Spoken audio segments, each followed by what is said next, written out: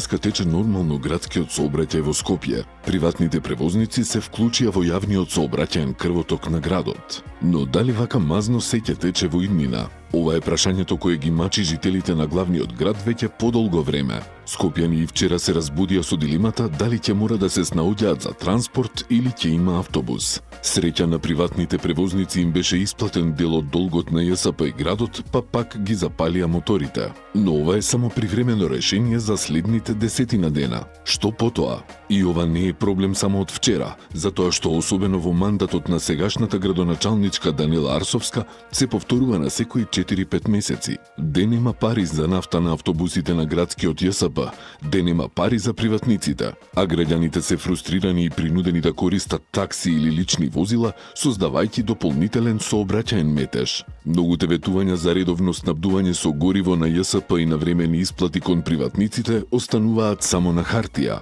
Ова е и симптом на слабост во системот на управување на јавниот превоз. Ќе се смени ли сето ова во позитивен правец по изборите?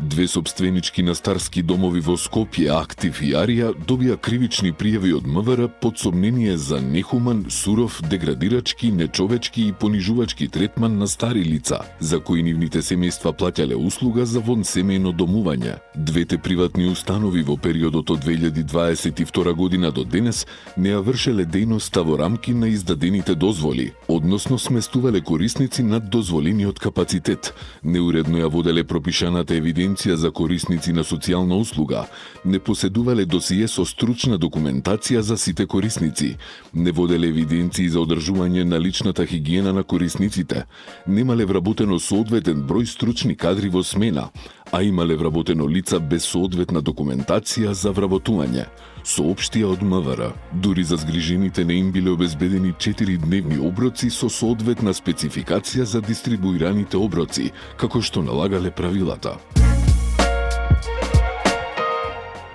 Продолжуваме со поставување на сообраќајната опрема во Бутел за поголема безбедност на сите учесници во сообраќајот, соопштија денес од општината. Оттаму известија и дека оваа акција на поставување на лежачки полицајци се работи во соработка со жителите. Со ова ќе се овозможи поголема безбедност не само за пешаците, туку и за возачите. Со ова ја зголемуваме безбедноста на сите учесници во сообраќајот, кажаа од Бутел.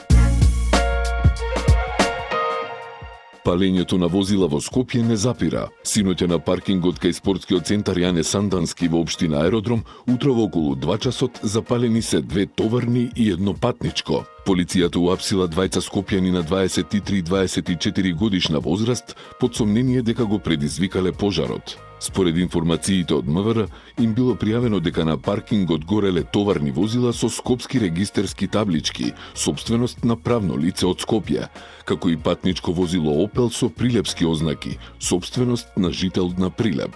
Само половина час подоцна, екипа од бригадата за противпожарна заштита на Скопје го локализирала пожарот. Уапсен 68 годишен скопјанец во Љубаништа, пронајдена е дрога во неговиот дом. Како што соопштува полицијата, при претрес на објект во селото Лабуништа Охридско, кој го користи извршен со судска наредба, пронајдени и одземени се марихуана и засадени стебла од растението канабис. Целиот случај се документира и како што велат од СВР Охрид, против него ќе биде поднесена соодветна пријава. Големи светски музичари се најавени за овогодинишниот Скопски џез фестивал кој ќе се одржи од 16 до 19 октомври во Националната опера и балет. Ќе настапат џез музичари од САД, Шведска, Норвешка и Полска. Скопскиот џез фестивал е со долга традиција од 44 години и Скопје го вбројува меѓу светските градови со најголема џез историја. Од утре до 11 октомври скопската публика ќе има можност да погледне 3 понови словенечки филмови на деновите на словенечки филм во Кинотека на Македонија. Фестивалот ќе биде отворен со долгометражниот филм Спасение за почетници во режија и сценарио на Сонја Просенц. Во петок ќе биде прикажан младинскиот хит Игралиштето не го даваме во режија на Клемен Дворник, а во сабота најновиот документарен филм Планината не оди никаде во режија на Петра Селишкар.